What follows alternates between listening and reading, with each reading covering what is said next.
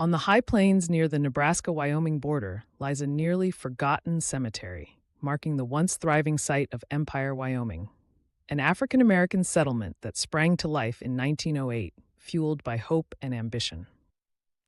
Charles and Rosetta Speece, alongside Charles's brothers, John, Joseph, and Radford, migrated from Nebraska in search of a new beginning. Their venture was bolstered by the sale of Nebraska farmland and a $10,000 inheritance from their uncle Josiah Webb, which enabled them to purchase 800 acres near Torrington. This land was to become Empire.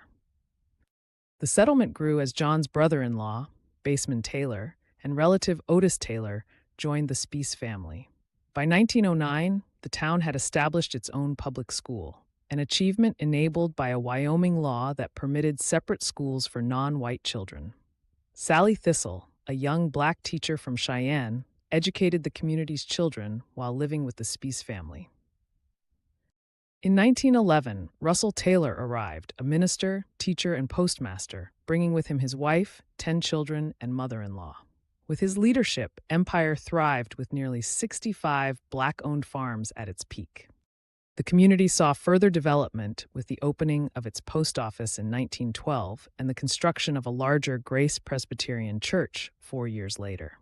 Despite segregation laws prevalent during the time, Empire was a welcoming place, its establishments open to friends and strangers alike.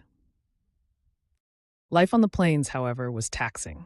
Without irrigation, Empire's farmers depended on the techniques of dryland farming. Joseph Speece, in particular, found success. His exemplary potatoes and crops won blue ribbons at the county fair, outshining adjacent farms. Yet the specter of racism loomed large. When things went awry, black residents were often wrongfully accused, deprived of justice by the local courts in Torrington.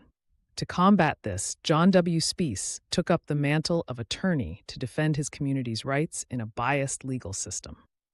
The year 1913 marked a tragic chapter.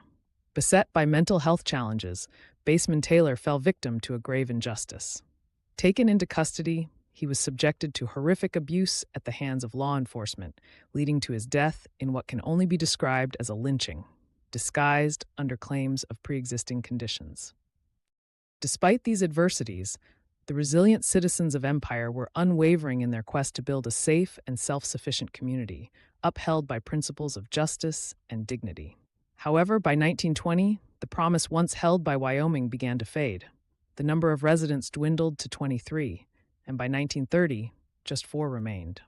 While Empire vanished from maps, its legacy persists, a poignant reminder of resilience, faith, and the arduous fight for dignity against insurmountable odds.